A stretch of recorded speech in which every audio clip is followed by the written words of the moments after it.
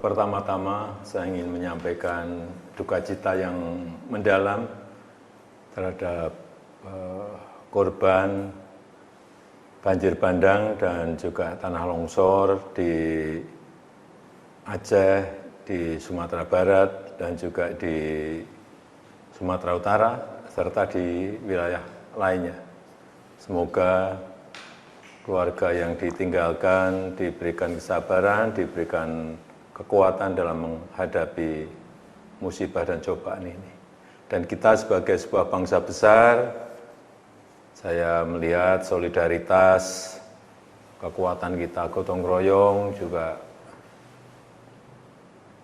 antara pemerintah pusat, pemerintah daerah, TNI, Polri, relawan, dan seluruh masyarakat. Saya lihat bersama-sama bergotong royong menunjukkan